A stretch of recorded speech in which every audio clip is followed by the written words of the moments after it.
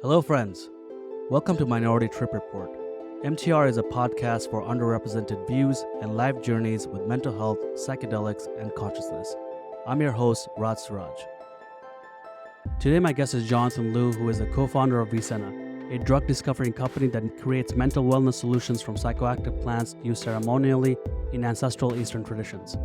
Jonathan is an engineer who has been studying 2,000-year-old Chinese texts in search of compounds, formulations, and rituals that have been lost to history. His team applies modern neurophysiological and computational tools to understand scientifically what our ancestors discovered millennia ago, and from which they developed the nootropic formulations for Magi Ancestral Supplements.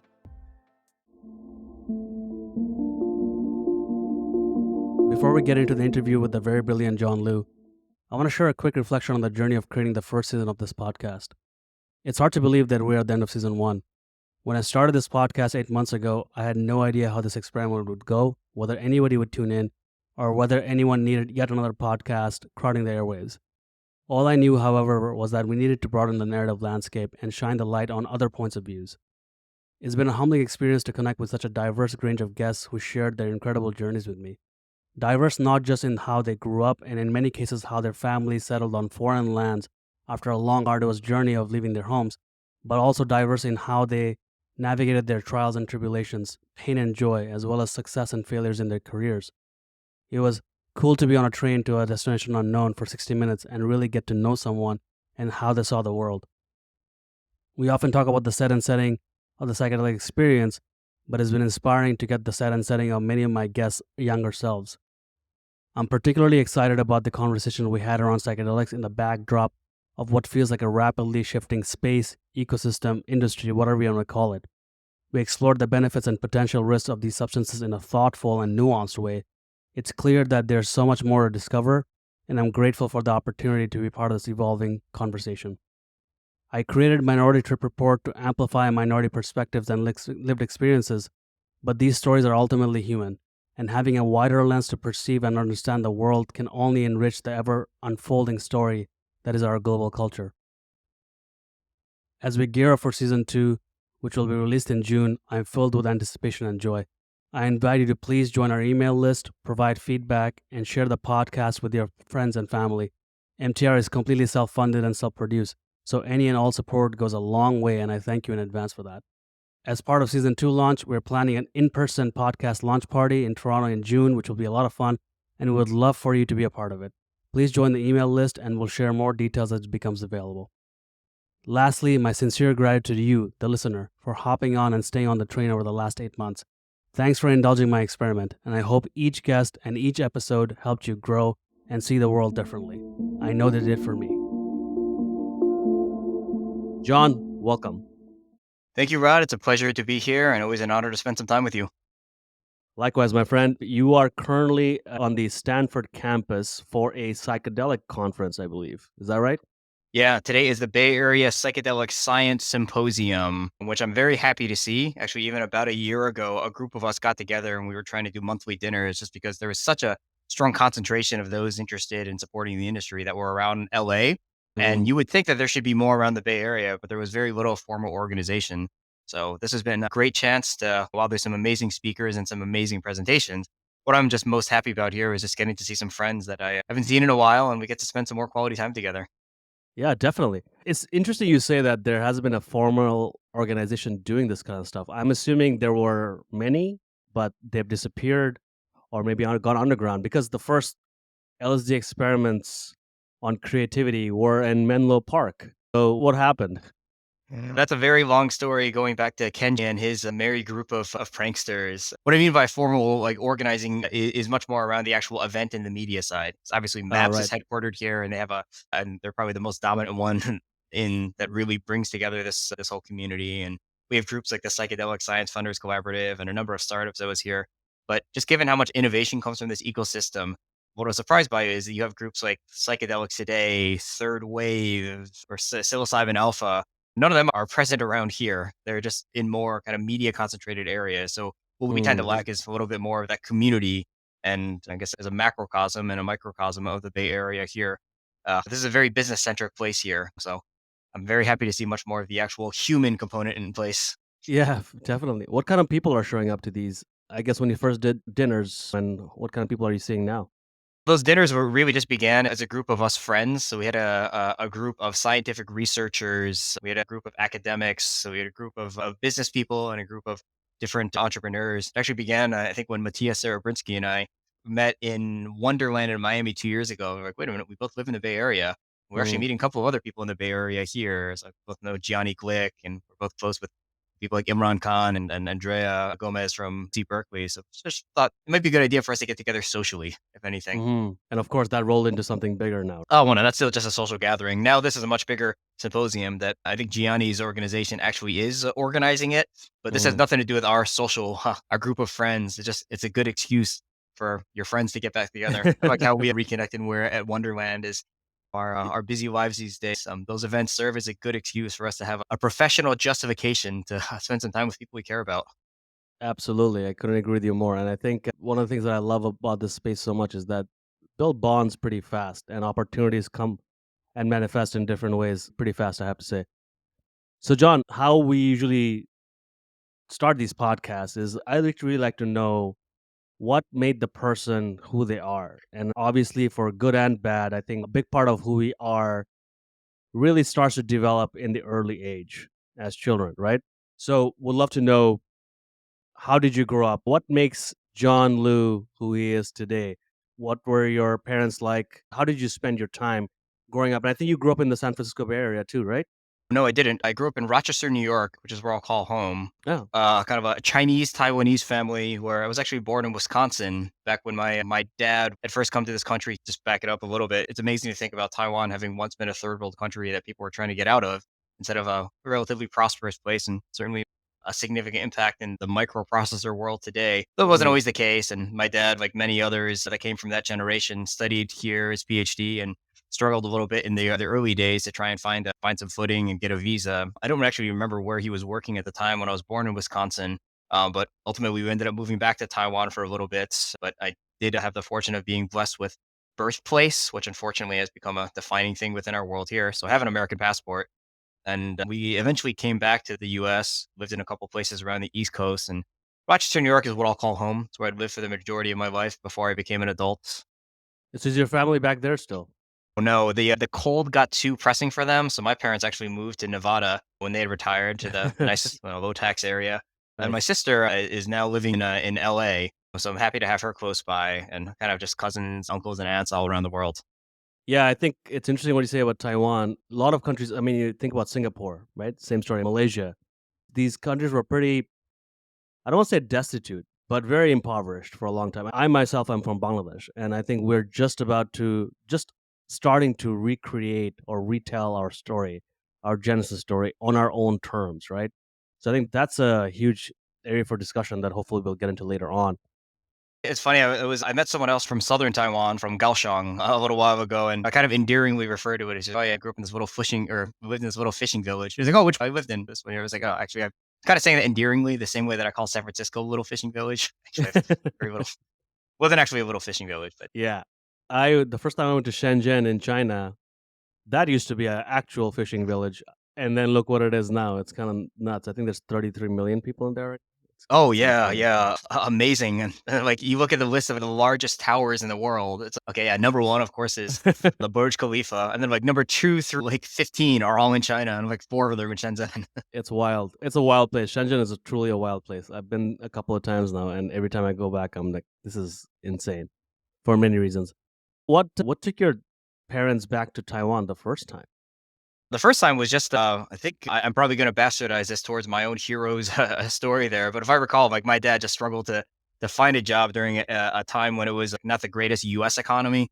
Mm, In light of what happened with SVB, we tend to think of there was a time that the US was at double-digit interest rates, and even distinctly in the early '80s, I remember this whole thought around Latin America versus North America. Like, thinking back then, it was not immediately obvious that the United States would develop to be as large as it was, given all the resources it had, as compared to a place like Argentina, which I'd say was probably at a very similar socioeconomic development level at that point.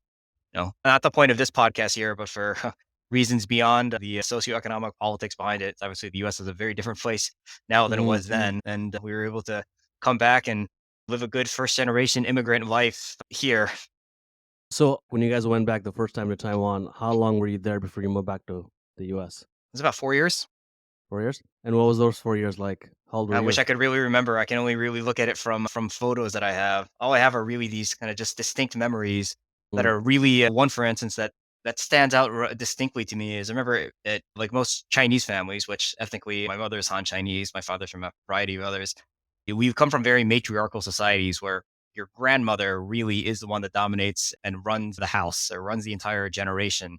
And my Really? grandmother was an amazing woman. She actually was like qualified to for the Olympics back in I think like 1922 or so. But then that was the year that Japan invaded China. So she also has a lifelong hatred for the Japanese. But anyways, like she's just this very powerful woman that when the communist revolution occurred in Maine, my grandfather on my mother's side, he had escaped and she brought 6 children by herself across the border over to Taiwan. So she's really treated with this level of reverence.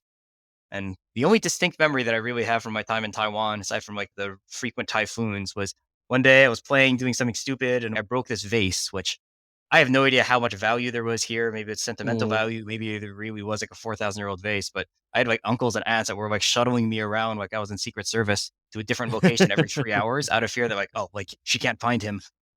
The true matriarch, right? Probably loves everybody, but also everybody fears her. No, quite well, and that is very much the Asian way of giving love, which is 3 words that I had never heard in my entire life was "I love you." But the way that Chinese people give love is very different, is we don't use our words for it. We do it through actions in ways that we may not immediately understand how we're giving love, but my mother or father picking out the best piece of chicken to give me, that's their way of giving love. And me growing up in a very Western environment, I would say it's not until recent that and certainly me becoming a father, that I actually came to appreciate it. Those words matter, and the lack of words certainly had an impact upon me for most of my development.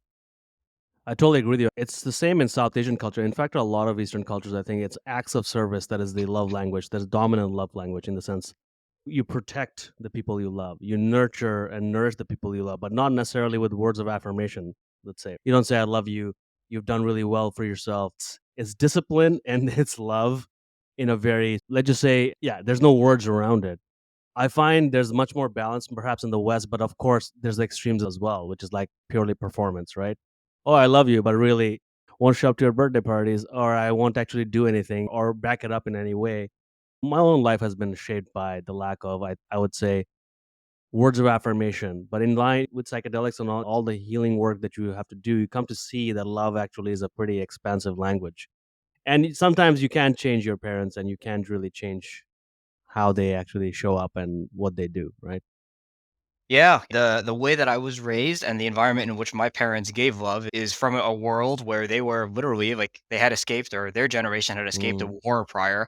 They lived in kind of the true equalizer when everyone first got to Taiwan and all socioeconomic classes just trying to build from nothing you just come across. And then my parents, having done the same thing coming to the United States, they grew up with this extreme scarcity mentality. So love was, mm. I'm going to prepare you to survive. I'm going to prepare you to actually live in this world here. And those same strengths that were beneficial towards me for a lot of my life when I had a significant level of scarcity, I've also come to see they became weaknesses later. Yeah. I think immigrants are often quite resilient because they can survive, they can go through any kind of adversity. But being built to survive doesn't mean you're necessarily built to thrive and actually live a joyful life. I'm not saying those two are mutually exclusive, but it's your level of training for different parts of your life. That Unquestionably. And that's something that I struggle with as a parent here, whereas dramatically over index on saying I love you to my children. I'm a very different parent to my kids than my parents were to me. And my parents are also a very different grandparent to them than I would have expected. Like the level of joy that they have, which I think part of it is generation, part of it is the change of the environment in which we live in today. And part of it is also you don't realize when you're watching your kids grow up, because they're also watching you grow up. I've grown up, my parents have grown up, they're very different people than how they used to be. Yeah, and by the time they become grandparents, they're being parents again in a very different way. Many mistakes and Yeah. many things to learn in between to Yeah, I don't have to worry experiment. about spoiling kids because I gotta deal with that. Yeah, like Exactly. my daughter, I don't know, something happens to her and she's very, emotional, she starts crying and she's like, "Oh, it's okay, you want some ice cream?" I was like, "What? I would've got my ass beaten." Like, I never had grandparents in that way, so I actually envy that quite a bit. I imagine it's like a super enjoyable time of your life. So when you guys came back the second time, it was a dramatically different time in the US, I imagine. What were your first formative memories being in the US? And when did you start to feel like, if at all, a Taiwanese American or just American? So I had the benefit of growing up in a very diverse environment here. I would say even specifically in Rochester, New York, where you had a lot of people that originally came to the city. I mean, ourselves as well, and then tried to move upstate to find greater space and peace, and certainly a much greater length as a dollar can go. So I grew up in a community that was highly Jewish, highly diverse across various different nationalities, in addition to the different religions. So for me, kind of like everyone was an outsider, and I kind of joke with people. I'm proud to be like an honorary member of the Jewish societies here, and like a member of the Jewish Ventures, like Venture Capital Association here, and an investment group. I grew up going to temple and far more than I'd never even known what quinceañera was or a baptism, and my wife is Catholic now. But that was just the environment in which I grew up. Like everyone was a part of some level of a diaspora population. So it was actually kind of common to me that we didn't just have white people. That's really special. When everyone's coming from the outside, no one's from the outside. Yeah. It's a really good mix. How did you identify at the time then? Were you all just American? Did you just feel American, or did you feel like I'm I from certainly somewhere felt else? distinctly Chinese. I would look at a lot of my friends. One of my like some of my closest friends were Indian growing up or Korean. My very best friend from high school was Turkish, but most people spoke English at home, myself mostly included as well. The part that I could know that I was distinctly Chinese was I did go to Chinese school every weekend. I had a very different weekend versus a lot of my friends. And I could certainly see things were different where I'd go to sleepovers at their house and like, oh, wow, the way my family behaves is that's what I grew up think that was normal. Like maybe we're not very normal here. Like I have parents here like telling their kids if they love them here and that they're proud of them and encouraging us to go off and have fun instead of just telling no to everything. Like, So, what were your first formative memories, or when you look back at that time, what stands out the most? oh, what stands out the most? I think I look at everything with rose-colored glasses where, traditionally when we look at memories as kind of like this fuel for a fire. It doesn't matter whether they're good memories or bad memories. They're just a fuel we have that we tend to look Mm. back upon. So I'll look at my childhood now as being largely positive, whereas if you were to have asked me that 20 years ago, it would have been very negative. I would have told you of how much resentment I'd grown up with for my parents, of how overbearing they were and how much pressure they put on me and how I was never good enough for anything. But if I actually really look back objectively to the moment, like I had a lot of fun. I had a lot of fun going to playing football, which I was allowed to do that other Chinese or Taiwanese kids were not allowed to do. I had a I don't think I have any really distinct individual memory that really stands out as being formative, so much as really just this collection of images within my mind here that have formed something that I would say I would be envious of anybody that had a similar upbringing to my own. You kind of rewrote your own biography, right? There's a saying that I'm a big fan of. I often quote her on the podcast. It's the future is fixed. It's the past that's unpredictable. I love that. Yeah. So, what changed? I'm sure psychedelics has something to do with it, and we'll come back to that. But what really allowed you to see the past in such a dramatically different light? Very simply, fatherhood. Just raising children. And in my earlier career, I've been a product developer, product manager, and when I was at Stanford, got very inculcated into this whole concept of design thinking, where you're really trying to understand your consumer, your user, your partner, whoever it is that you're talking to or working to, and see the world from their perspective. And when you see the world through the perspective of a child, I actually can look back and think of the times that I was just so angst ridden and such a bastard. Right? That was the external part that everyone saw, whereas internally, the person that was angry with was myself. Mm. That's not the world that I want my children to grow up. And even from the day that my oldest daughter was born, started to see the world of like how actually magical it is. Like the world is psychedelic enough that even without any psychedelics in it, and if you can put yourself into the position of being a child again, I actually could go back and start to reprocess some of the memories that I had, even having done without any psychedelics in mind, and just recognize what is it like to experience something again for the first time. Is you can never do that a second time. Did this come to you on a particular moment? I don't have children, but I do hear the process of the thing leading up to the moment where your child is born. Only similar as you said there, when the past had mutated towards my own model Mm, that I fit already of the world here. I can think mm, of some very distinct memories that I look back positively on, but even when my oldest daughter was born, I remember talking like so because of my own insecurities, I had never wanted children. I had just planned for the rest of my life to have this independence, and that's something that I value very strongly.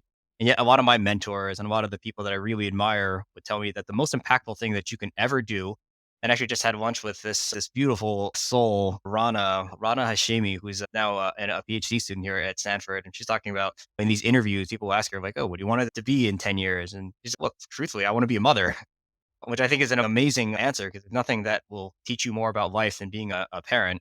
So with this many smart people and wise people that I admire telling me this, like I figured there had to be some truth to it that I just couldn't understand until it actually occurred. And Mm. it did turn out to be true. What So the insecurity did you have before that you said that you didn't want children? I'm sure at that time it didn't feel as insecurity. You were just like, I know I don't want kids. Yeah, I knew I didn't want kids because I didn't have a very happy childhood myself, or at least that Mm. was the interpretation of my past that I had at that time. And so when I look back at pictures, I was pretty damn happy. I had great friendships going back from a time. I had amazing experiences that I would love to for my own children, which I certainly didn't come to realize until after I had already become a parent. But what I really valued was this independence. So even before I turned 30, I had visited 60 countries in the world. And what I really loved doing was exploring and finding myself in primarily third world countries where I would have to just explore and find my way around. And one of the things that I'd loved more than anything was just to go visit a grocery store in another country and just see what fruits that they sell. And I really feared losing that independence. How do you process that now? Now I have this complete other evaluation of how much I've grown myself and how much I've learned to experience Mhm. from having been a father that you can't like the word qualia. It's something that you can't understand until you've had it yourself or you've done it yourself. And like I told my oldest daughter whenever she gets frustrated about understanding anything that these different categories of things you don't understand. Advanced math, you'll understand this with a little bit more practice. How the financial system works here, you'll understand this when you get older. What is it like to care for another being, any living being, which for me first was a dog? You cannot actually know what that's like until you've experienced it. And to me, Mm. parenthood really helped to rewrite a lot of my own past just from having experienced what is it like to care and nurture for another human being who actually loves you dearly. I really like that. So I recently went back home to Bangladesh, where my parents live. It's where I'm from. I haven't been able to visit for 3.5 years because of the pandemic, and I spent 6 weeks there with my wife. We got married in October last year, and she's never been. She's German Canadian, and she came back to Bangladesh with me. And you can tell yourself, I've grown, but you don't know how true that is till you meet the people you grew up with, and then you realize, did I actually grow up? Because I'm blowing the fuck up still. So it's hard to tell, right? You can tell yourself all these things in a vacuum. I haven't been back home in 3.5 years. I'm hanging with my parents, and I have seen them in between. But of course, going back home, I particularly get the sense of I've always had the sense of inner conflict because I grew up in a couple of different places. I'd never felt like I belonged there, but I didn't feel any sense of conflict this time at all. It's partly due to because my wife was there and she's my life in Canada, and she came back with me. So it's not like was living two different lives. There was a little tension in my father, but I feel like every father and son have some sort of tension. It's kind of like the thing between fathers and sons. I would love to know a little bit about how that is with your dad now. But eventually, I think this sense of calm that I felt and this love and acceptance of just my life and my story, that could have only happened with the experience and the life that I've lived the last 3.5 years and the growth that I've Mm. experienced. I don't think it's something you can theorize, you can intellectualize. It's just something that it's embodied in a way. Yeah, and you can actually feel that embodied of the level of anxiety or tension that you don't feel when you're in that environment. One of the books that I love, I kind of love for different reasons, was the story of Pappy Van Winkle bourbon. I mean, when I was with Procter and Gamble for a large part of my career, I'd lived for 10 years in Cincinnati, Ohio, and kind of longest place I've ever lived anywhere as an adult. In many ways, that still feels like home to me now. But being so close to bourbon country, I came to develop this love for bourbon Mm. and for the story of Pappy Van Winkle, like these Yeah. $1,000 bottles that yeah, this book is in some ways kind of depressing because you get to realize that it's all just branding. Like it's just whatever barrel's left behind, let's throw another label on it and see what prestige we can attach behind it. But the true story of it, of the family that created this here, really comes down to the grandfather or the grandson of the grandfather, the original guy, Pappy, who created this amazing bourbon back in 70 years ago or so. And this guy now is the master distiller. He's been spending his entire life trying to recreate this one flavor that he tried when he was 14 or 15 that his grandfather gave him. And he's been trying to perfect the bourbon to try and recreate this one flavor. And this term, you can't go home again. Yeah, I've been hearing this a lot for most of my life. And until I read this book probably 2 years ago, I don't think I actually really internalized what that meant. I thought that always meant that you can never go back to the place you were because it's changed. And Mm. Now I've actually come to realize what that it actually means is you can't go back to the place where you were because you've changed. So this guy here has spent his entire life trying to recreate this flavor that he had when he was 14. And for physiological as well as kind of psychological reasons, he actually can never recreate that flavor. His taste buds are different. He himself has had a much more profound, he's eaten different foods that he can never have that same flavor himself. Let alone the fact that flavor never existed because his home never existed. And that flavor never existed. It only existed as a sensation that his own brain had processed. And his brain is different. So he can never actually go home again and remake that same bourbon because it never existed. And the same goes for us and any one of our experiences. We can never go back to it because it only was a memory. So this is why what you had said before about how the past is what changes. It really strikes to my heart. Wow, that's fascinating. I've been a nostalgic person for a long time because I think like this sense of, oh, I don't know where my home is. But I deny wholesale reject nostalgia now because it's beautiful. But I think it can be too melancholic and you can be too anchored to some moment, like you said, that never existed, that was always going to be fleeting. You can never find it. It's always going to change because the passing is being rewritten in every moment. Yeah, another book I'll recommend that I absolutely love. One of my favorite authors ever, Oliver Burkeman. His first book, The Antidote, that I'm gonna butcher whatever the subtitle was. It's something like Positivity for People That Can't Stand Happiness. It's kind of like his take on Stoicism. One of my favorite books ever that I recommend to probably the one that I've recommended the most to people. But his second book has gotten a lot of headwinds. He wrote it about 10 years later. It came out last year. It was called 4,000 Weeks. 4,000 weeks representing approximately the lifespan of a human being. And you can look at it at a very first order level around just how time is limited. But what he really spends his own analysis on is that the fact that time is limited and mortality is what defines us is a beautiful thing because these experiences we had, the only reason they have any value is because we've made a choice to move on. If we lived forever, nothing would have any meaning because I would never have to make a sacrifice or a trade off of a choice of how I'm going to spend my time or who I'm going to spend it with. But the fact that a memory I had, it's only precious because it is a memory. If I could experience it again tomorrow, it wouldn't be precious. If I could experience again what it's like to play with my 1-year-old daughter, which I never can again, then that time of her being 1 years old would not be special. So to me, this kind of bastardized Western notion of heaven is kind of like BS. Like, at what age will I be? What will I experience? Maybe these are just things that we can't comprehend, and we've been trying to put a lens on it that we humans can experience. But I would never want to be in a place here where I can go and experience anything because that would mean that I don't have this choice of what actually is special. It is such a good point, and I wonder this obsession with living forever, right? Is it because people feel like they haven't or they can never live a fulfilled life? Is every moment not theirs? What is this obsession with that I want to be immortal?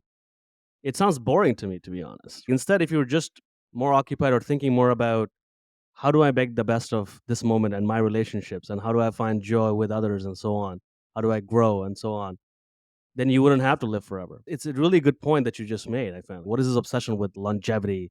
I'm not saying you shouldn't want to live longer, but this whole thing I think is founded on this, yeah, death is bad.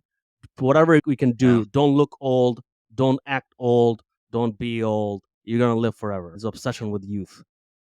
Yeah, absolutely. I would say like the Mexican culture is the one that has really the most healthy relationship with death, where they really celebrate it, not as anything that's bad or to be avoided, which I also love because they also come from a very strongly Catholic heritage or recent heritage, at least. At the heart of what Christianity and many of the religions was trying to teach us was this wisdom here.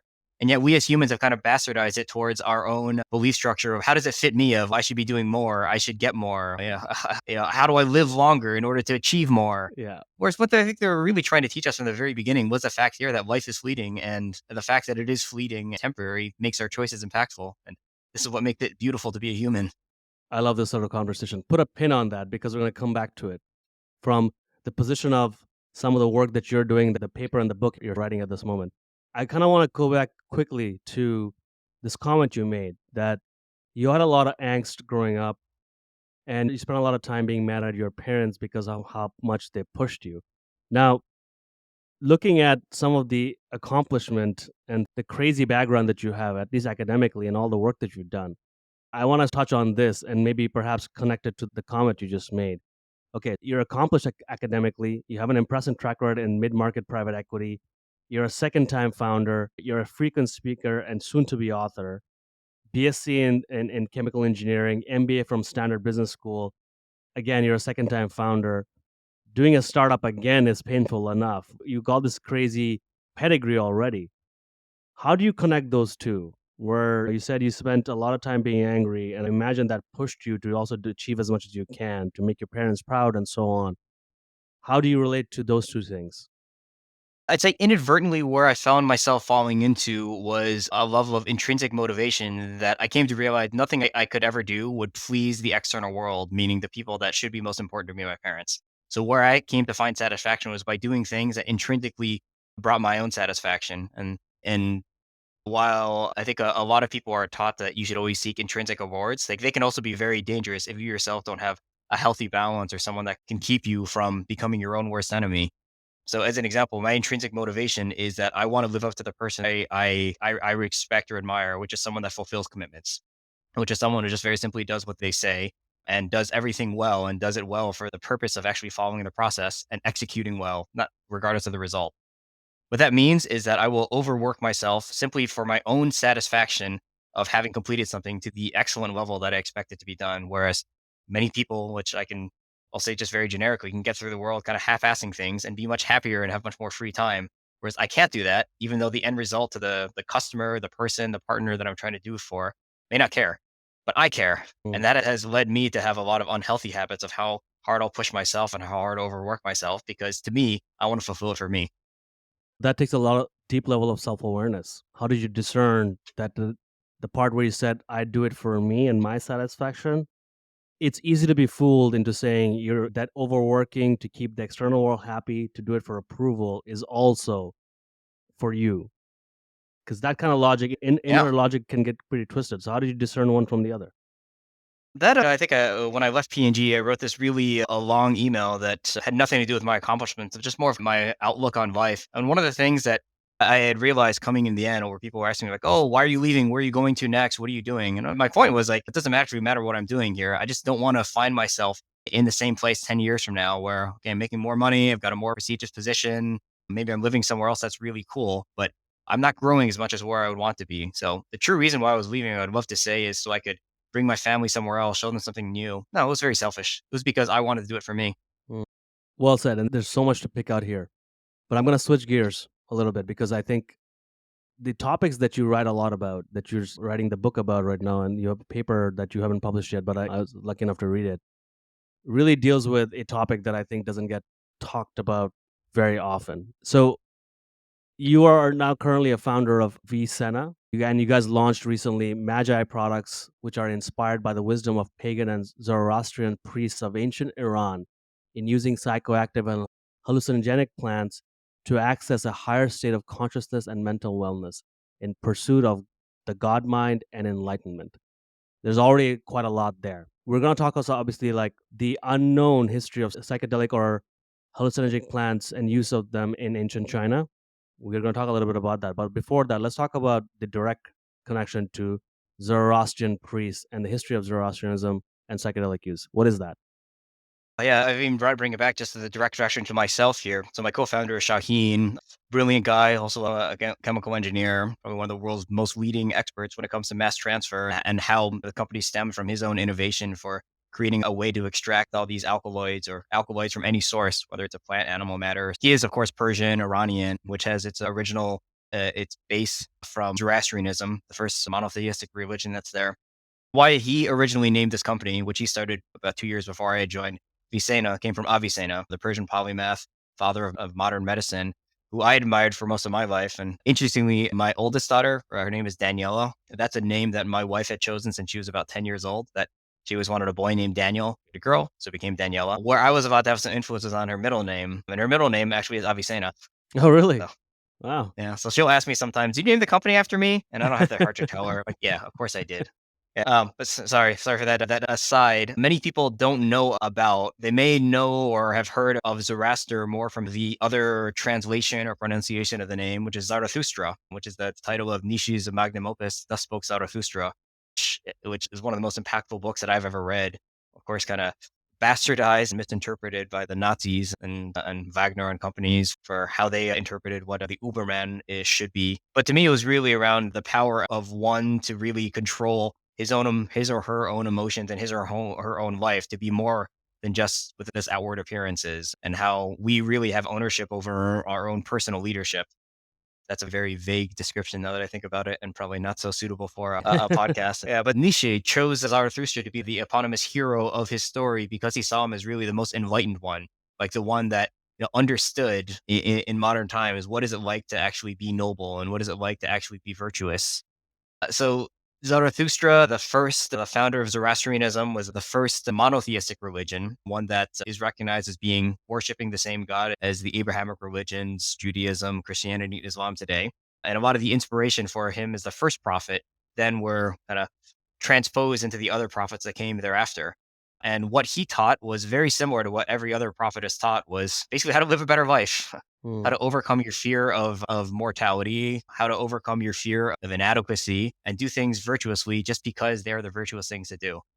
And in many ways, where I look at it more from Eastern philosophy, that I understand much better. I mean, Shaheen would certainly be the right guy for you to talk to about Zoroastrianism, but he's much more parallel to Confucianism. And a lot of these same tenets around the four virtues of Confucianism of effectively benevolence, ritual propriety.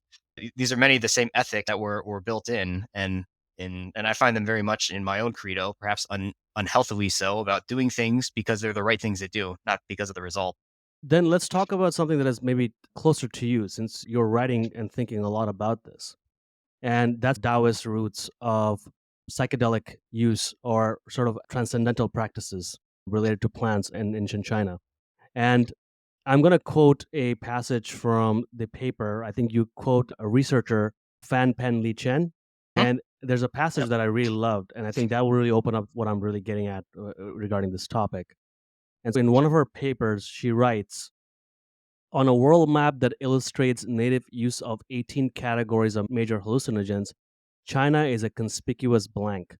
Further, contemporary Taoist shaman priests are not known to use psychoactive herbs. However, in early medieval China, Taoist adepts searching for personal transcendence and immortality seem to have adopted some of the knowledge accrued by the shamans. Many of the plants they ingested were hallucinogens, including a number of varieties of psychedelic mushrooms. Their knowledge is recorded in pharmacopoeias, encyclopedias, and biographies of Taoist transcendence. So tell me, how did the history of psychedelics, different kinds of psychedelics in Chinese culture, how was it erased, and why is it present in contemporary Chinese culture?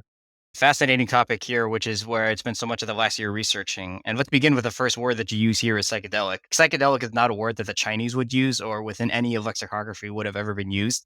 I think the closest translation that we would have to something like that would be mind altering or mind changing. In fact, like the word that's most commonly used in across Chinese researchers or in any Chinese language is called huanzhe, which means literally like to change your sensation. So I think something more like mind altering is how they would describe it. Perhaps you could use the word hallucinogen instead of a psychedelic. I mean, there's so many of these words that are used synonymously that all have kind of slightly different context of what they mean. I'd rather not use the word psychedelic, would use the word more mind altering substances. Mind altering substances have a very prolific use throughout Chinese culture, in addition to world culture, let alone like this includes things that Andrew Weil brings up these interesting questions. What is a drug? Like, would you consider sugar to be a drug as something that's highly mind altering and even physiologically changing and damaging and addictive? Not that all drugs are addictive, but the use of mind altering substances had been prolifically used throughout Chinese culture, as in every single culture of the world, which is not at all unique. I would also say not unique either, but the use case for it was in order to reach a level of transcendence or to reach a level of spiritual enlightenment, which is also very similar to the use of mind altering substances in other cultures, Amazonian to early Christian, like Aloysian mysteries type usage, to even Zoroastrian in Iran and kind of early pre-Islamic times. Across the world, there has been a very common objective of trying to reach this greater level of spiritual enlightenment. And that always comes with some level of mind alteration, which can even be just from meditation or it can be from sleep. So not at all uncommon and actually very, very prolific across early Chinese use of particularly some of the Taoist, I'll call them kind of cultural or religious cult. which we don't think today about Taoism as really being a religion. We think of it more as a philosophy. That's another deep reason behind that has, in my opinion, more to do with kind of backward compatibility when the Jesuits first came to China and we're trying to find a commonality to convert people. But Taoism in its original time was actually a religious cult. It sounds even contradictory for me to use these words, but there were some like violent militant Taoist cult that were protesting against the government for what they perceived to be slights. Slights, not necessarily in terms of what we would think today as a religious oppression, but there was a competition for resources, and there were other religions that were more favored, which they would consider to be slights. Anyways, long story short, behind all of that, the point is Taoism really is a religion, and there are some very esoteric elements of it beyond the spiritual practices that we look very positively upon today. What kind of ceremonial use took place in these Taoist cults? Or transcendental practices, like you said? Yeah, absolutely. A lot of it's centered around meditation, which is similar to a lot of the Zoroastrian use, where they would also embark in group meditation. One of the things, I have a friend that has a language training app, and one of the things he teaches, if you're trying to really understand the culture of a people, is take a word and then Google it and what shows up. So if you Google the word girl in Google Translate, but the Chinese for it, like "nier," like you'll find a girl in a school uniform, which shows that there's kind of this culture of education. If you Google like girl in English in Google Images, you'll find like kids playing on a playground, which kind of shows this whimsical, like children should be allowed to roam free culture. And if you Google like the translation of girl in Russian, you find like hot chicks in bikinis. So there's like a cultural element in place. If you Google the word shaman, what shows up? A lot of Amazonian medicine men, even though the actual origin of the word shaman comes from like a Siberian tribe. But you don't think about this Taoist living in a mountain by himself as a hermit, meditating 16 hours per day and like teaching people how to reach transcendence as a shaman. That guy's a shaman. You don't think about the Zoroastrian priest that's like getting a group together to meditate in front of an open flame in order to reach its level of enlightenment. That's also a shaman, like a spiritual guide. You don't think about the guy with the black collar with his little white tab in place that you go and meet every Sunday to recite passages from the Bible and find wisdom from it. I'm sorry, that guy's also a shaman. I totally agree with you. And from that perspective, an artist, a musician, a performer, you are enthralled by the art. You become separate from your body and experience music in a certain way. I think these are all shamanistic practices in a way, or can be. To your point about these sort of Taoist priests meditating by themselves, you made a comment about how they were also the first cults. You talked about meditation being, I guess, for lack of a better word, inner hacking. When did these interventions through other means, whether it's medicines or plants and things like that, when did that take over? Because that's kind of like what we're talking about. Meditation hasn't really gone away, and we haven't stopped associating, let's say, ancient cultures and even ancient Chinese culture with meditations and contemplation, things like that. But in terms of interventions using either hallucinogens, that we don't talk about China very much. So what happened? Yeah. So I want to just correct one thing so I don't get more people kind of jumping down my throat because I'm kind of interfering in an area that a lot of people have studied for a long time, and I've been studying for a very short period of time. I would certainly not say that Taoists are the original cults, but there was this one particularly rebellious group that they were known as the Celestial Masters, the Tianzi Dao, and they were actually fairly violent in the response, which came to perhaps I could call it oppression from kind of like post-Han era when Taoism was less favored versus Confucianism, which is also a fairly controversial topic, whether you would consider those two to be having competed for resources. But anyways, to answer your question here, yes, there were Taoist cults that were using this for transcendence. There were numerous books written, some of the earliest texts we have from these Taoist masters, like this guy Ge Hong, who wrote a various number of books that were really around like celebrating other people that had reached transcendence and what were their recipes of the elixirs that they were taking to get there. The evolution in China, I think, is a very good lesson for us in modern day, where these practices that were used much more for personal use became eventually medicalized later. And there were some good reasons for why they had become medicalized. And that was largely because a lot of people started to getting poisoned during an era that we didn't have any knowledge of pharmacology. So there was a non-plant-based medicine, but one that's based on a number of minerals that was called usasan, which literally means like five different rocks or five stones that were mixed together. And those stones include things like mercury and arsenic, which are, I don't know what it's like to take those. I can imagine you'll probably have a pretty mind-altering experience, but like a lot of people died and we didn't really know why they died. And of course, a lot of these herbs, plants, animals, minerals that were used throughout antiquity from the earliest pharmacopoeia They were used for anesthesia, for treating toothaches or treating stomach aches. They also had a lot of spiritual benefit as well. And as these different materia medicas had been established over time, from was this legendary figure who purportedly wrote the world's first pharmacopoeia, and it was likely an assemblage of many different pharmacopoeias together. Many of these things had different use, and from their original medical use, or perhaps from their original spiritual use, they became more medicalized when we realized some of the medical utility behind it. Now, in combination with a number of people actually getting hurt or even dying, including some emperors during a long period of time, eventually regulation came. And during what's often known as like the golden age of China, the Tang Dynasty, a number of different institutions were set up to really regulate, to make sure that drugs were safe. And it's, I should say that part of their objective also was like to make sure that it was only used kind of properly, which is something that we see in modern day times today, where a lot of the pharmacology that were used tend to only be used by the elite, as only the elite had access to medicine.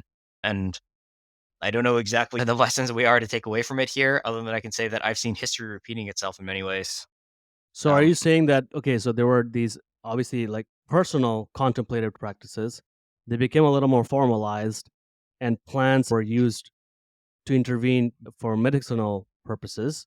And then as society became more structured and hierarchical, it became a lot more regulated, for the lack of a better word, as in there were central entities saying what is a drug and what is a medicine versus not. Is that where the separation started to happen between Yeah, medicine? yeah, exactly. Like at some point, there's a number of historical reasons for why meditation and transcendence went through these kind of ebbs and flows throughout cultural usage. The original usage, whether it was first used for transcendence or first used as like a treatment for a stomach ache, and then they realized that the other also utility was also beneficial. I don't know which one came first. That it's hard to be able to discern that level of difference since so few of these texts still exist. The bottom line is that without question, they were used for the dual purpose of both personal transcendental use as well as for medicinal use. And then over time, as more regulation took place, a lot of that personal transcendental use started to diminish and decrease. Partially for very good reason, because a lot of people were dying, and partially because more of this kind of regulatory aspect came in place, to the point that after the Tang Dynasty, afterwards followed the Song Dynasty that went to about 1300 AD. At that point, Taoism, of course, still existed, but was much closer to the Taoism we see today versus the Taoism of the past. They were still teaching transcendentalism, they're still teaching meditation, they're still teaching a way of achieving greater insight, but they'd evolved to much more of this kind of like inner alchemy of being able to do it yourself instead of using a pharmacology assisted mind altering substance in order to help reach that level. Ah, interesting. Okay, so one more question about this. So when Chen says that many of the plants they ingested were hallucinogens, including a number of varieties of psychedelic mushrooms, you're saying these mushrooms, for example, were being used to heal a disease rather than saying this is a tool to transcend. Oh, actually, the mushrooms very specifically, no, those were almost purely for transcendence. A couple of those did have a physiological medicinal value, but something like henbane or longdong, like that was like a panacea that was used for treating stomach aches, ulcers, gastrointestinal, respiratory issues, like headaches. That was used very prolifically, like medicinally. And if like this class of tropin alkaloids, like these are very strong deliriants. You will have, if you take them, they will give you a very strong psychedelic experience as well. Okay, so then let's come to the crux of the issue then. So if mushrooms were being used as tools of transcendence, why don't we talk about the history of using mushrooms as tools of transcendence in China a lot? Yeah, yeah. So to be fair, we actually do talk about them a lot. I would say less in terms of what we in Western lexicography would call a psychedelic. And this Okay. is because a lot of the translations, like Mhm. if I were to read a translation to you of a mushroom you can ingest that makes your body feel light, you can fly in the clouds and speak with your ancestors, like you would think, oh, you must be talking about something like psilocybin or Amanita muscaria. No, I'm talking about a reishi mushroom. Like, it's hard to, it can be hard with some of these texts to really discern what was something that was truly, I would say, pharmacologically psychedelic by how we would describe it today. And a lot of these mushrooms is just very hard to find. Now, I mean, there is the definitive texts that do show the use of strains that we believe are things like psilocybe azurense or cyanocens of psychedelic compounds. I wouldn't say by any means that they had this really prolific importance to the culture. Now, the most kind of important psychoactive compound was tea, Camellia sinensis. That is really deeply endemic within Chinese culture. A Mm. lot of the psychedelic mushrooms, they were used, but I can't really say they had this critical importance. something like ephedra, ma huang, or cannabis, dama. Those were very critical for traditional Chinese medicine usage. But the classic psychedelics, I would say they were used, but they weren't as important to the culture as we might consider something like ayahuasca to the Shipibo people. Because these cultures are also very vast. So there's a range of ceremonies and practices and substances. It's not tied to one thing that the West recognized. Mushrooms, Gordon Wasson met Maria Sabina, took it back to the West, but we found the mushroom and that one kind of mushroom, and then we now talk about it as a psychedelic and built an entire ecosystem and lore around it. But to your point, I think there's a range of practices, and it's not tied to one thing per se, at least in the ancient Chinese culture here. This is super fascinating, and I'm sure we can keep talking, but I want to bring it back to the personal for a second. What was your most meaningful psychedelic experience, and how did it inform the person you are, both as a Chinese American citizen, but also as a father, a partner, a startup founder, and the work you're doing? Yeah, similar to your question about my childhood memories, I don't know if I can really nail down one because there's been so many kind of combined elements and common tropes across a lot of my experiences that have overlapped that it's hard for me to say. I know it must have been that one on June 2018. No, it must have been that one on March of 2020. It's hard for me to pin down exactly that one, but I'll say that some of the common themes that have really stood out to me in helping me to understand just who I am, perhaps not necessarily even being able to change, but just come to a greater acceptance of maybe taking what I intellectually know and that I should change about myself and getting to some level of emotional knowledge is, for instance, as a Chinese or Taiwanese American growing up here, there's only 3 professions I ever possibly could have had. You know, guess what they are? I need you to say them. Yeah, doctor, lawyer, engineer, right? And the lawyer is kind of like is because it's highly respected, very not it doesn't have come with the same kind of scientific reverence that the doctor or engineer has. And that joke that everyone says, "Oh, what do you call the Chinese guy with 2 master's degree?" Oh, like dumbass, he never got a PhD. Like, and in some ways there, I still have that. I never went to go get a PhD either. Perhaps I've disappointed my parents in that way. But besides I came with this great reverence for science versus the arts versus communications. And throughout my way of doing a psychedelic journey, it tends to be very analytical. And how I came to a lot of my own discoveries here was the first company I founded was around kind of like early childhood development and neuroscience of trying to map brain development. So where I most got interested is what actually can we quantify the impact of the psychedelic experience and map that to the qualitative. So what's actually happening to our physiology, our brain waves, our heart rates, respiratory rate, things that we can measure to try and have some level of mapping. Because at heart, I'm an engineer, and this is what we do: is we try and actually quantify things through the psychedelic experiences that I've had. I journal like a fiend. Like I usually come away with about 15 pages of notes as a way of not only marking my own scientific observations. Okay, heart rate has gone up a little bit. Heart rate variability is a little bit higher. Respiratory rate is a little bit higher. And I think at least, and does that map actually to what the data shows me? I came to realize from a lot of my journaling that I myself am limited in my own ability to describe my psychedelic experience. And I myself am limited in my own ability to describe the world. What a web of So, meta meaning here. It's like a web of meaning behind meaning behind meaning. yeah, and I've tried journaling in multiple different languages, and I'm just limited in my own lack of tool set for communications or perhaps talent and practice. That even for me to describe my own psychedelic or even my own life experience, I'm limited in my ability to communicate it because of my lack of prowess on the communication side as opposed to my scientific analytical side. I can very easily chart out for you this large neural map between what all the receptors that our compounds do, how they affect your brain waves, and what does that mean physiologically. I have a much harder time trying to describe the subjective experience. And I came to understand that my inability to communicate properly, let alone in a business context and personal context, has had impacts on my life, but it's also impacted my own ability to live. I don't know if I can have the same experience of watching a sunset or skipping rocks on the ocean from my ability to describe that versus someone else that can describe it differently. And I found myself limited because I had spent so much time obsessing over the science and obsessing over scientific prowess that like this qualia, I don't know what it's like to live the life through the eyes or the skin of Rad Siraj. And the best that I can do is to try and understand it through your use of communication and describing it to me. I cannot describe well to anyone else what it's like to live to be Jon Lu because I lack that skill set and that tool set. And I know that's also impacting my own ability to experience my own life. Wow, that's deep. How did you then build the tool set? I wouldn't say that I have it by any means. Continuing the You've journal become has helped. clearly better at it. because you are able to experience joy and express joy.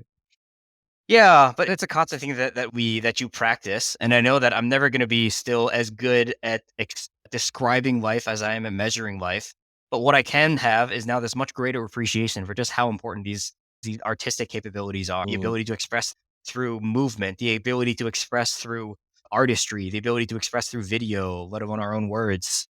It's a much, much deeper appreciation that I have that I certainly wouldn't force my children just to be a doctor, lawyer, or engineer. I agree with you, but perhaps it's also just maybe something super simple. It's the ability to say I love you. Oh, man. Something else that clearly I learned as well is I can, for the first time, actually say to my mother that I love her. Mm. And this sounds very simple. My mother is one that, given how much we emphasize education within our backgrounds, she'd always consider herself to be kind of stupid. And I would never call her that, Mm. just out of politeness, but I don't think that's true either. But she doesn't have the same academic pedigree of someone like my father, the PhD, or I have probably more PhDs in my family than non PhD. And I also grew up thinking that I was more intellectually intelligent than my mother, which legitimately I don't think most people would question that I am. I completely lack the emotional intelligence that she has, and I didn't appreciate that. And I had a lot of resentment there. You're telling me what to do, but I'm so much smarter than you, Mm. and this type of a thing. But actually, in I don't remember what it was or when it was, but a common theme I've had on a couple of trips was that I came to realize that, wow, my mother is brilliant because the one thing that we shared that we both loved when I was growing up is is we both love Seinfeld. And yeah, and here's where I can just totally come from outer space. I came to realize that my mother was brilliant because of Seinfeld. And How and I remember thinking, yeah, I remember thinking like as I watched Seinfeld or even think about some of the dumbass episodes that are out there here, like how freaking brilliant is it like that they've captured this like idiosyncratic version of life that we can all understand and relate to, being mm. Or being Elaine Bennis. You've got to be totally insane to be able to appreciate this. And the fact that my mother like understood this humor and really could actually understand and relate to it, I'm like, my God, like she must have been brilliant. Completely resonate with that in sense. I think often, perhaps in our cultures, the men get to dictate who they marry in a lot of ways. So the women tend to be perhaps less educated or less qualified according to society. But my mom, I mean, was the pillar for our family, and she had to, I mean, tolerate a lot of, let's just say, a lot of arrogance from my stupid ass saying things back to her like you did. Same thing for my sister. She takes shit from my dad all the time, but really, the family is only together because of her, because of her undying devotion, unconditional love, and endless patience. I mean, it wasn't easy for her. It was very painful, and I mean, I thank her for everything, for just being there despite how shitty I was at times. Yeah, I was actually just preparing a different diagram for someone else around how one of the things we get about communication and feedback is the iceberg model. We only see the actions of someone else. We have no idea what are the emotions underneath it. And one of the things that I've actually come to understand a little bit more for why I can look at why my mother is brilliant because she appreciates Seinfeld is I have a better understanding of what's actually in that iceberg now that I don't see from above. Whereas Mm. when I was younger, I was only judging the actions, and my mother was not equipped with the tools for how to give feedback properly or how to communicate properly. Like, why would she have been here? So she also got frustrated that she only saw my actions without seeing this portion underneath here. And Mm. I'd like to think that I have a better tool set now. Some of it comes from having taken classes here at the business school. Some of it comes from extensive professional experience. Some was just life experience that I can now do a better job of communicating that's underneath the iceberg and looking out for that which is underneath the iceberg for others. But it still takes practice. And I would by no means consider myself to be more than just an amateur at it. Beautifully said. So, last thing, let's bring it all together. What advice or perspective would you like to give someone who is going through the similar, let's just say, psychic prism of endless self improvement or striving for that one thing that seems unattainable, but constantly pushing because of upbringing or whatever cultural story they inherited? What perspective do you want to share with them in terms of liberating themselves and doing the thing that they should do or they want to do truly? Yeah, deep question, which I still can't even do that myself. So I can give advice that I to myself don't even fully follow. But where I think it really starts is what the Greeks wrote at the Temple of Apollo: "Noti seoton," know yourself. And knowing yourself only comes from having the ability to accept yourself. So when you react to anybody else negatively or when you find fault within somebody else, like you're really looking at your own insecurities that are coming out. And the one only piece of pragmatic advice that I can offer for everybody, which if I just were to end the sentence there, is just like learn to meditate. And there's so many reasons behind like why meditation is beneficial, from the neurochemistry, what happens electrophysiologically, but just spending time with yourself. If you can learn to be comfortable just spending time with yourself, this whole concept of leisure that the Greeks originally thought was the most divine pursuit, because you're doing it for no purpose other than the fact that it has value. You're not doing it because it provides you any result. You just do it because you're spending time with yourself, and that in itself has value. To do that requires you to have a comfort and appreciation for yourself. I mean, that's the best advice. Meditate. I love that. And it's a beautiful way to bring it all together and bring the podcast to a fold. Jon, this was fascinating. There's so many more questions I had. Unfortunately, in a podcast format, we can't capture all of it, but I'm really grateful that we met, and there's lots of conversations to be had in the future. Thanks again for spending the time with us. Really appreciate you being here. Yeah, thank you. I appreciate the provocative questions and you being able to expose your audience to some of the way that I think. And nothing helps us better than if we can communicate ourselves. It helps us to understand ourselves better. So your questions really helped me to understand myself better as well. Thank you for that. This podcast was produced in collaboration with Carolyn Tripp on art design. Thanks for listening to Minority Trip Report. I'm your host, Raj Siraj.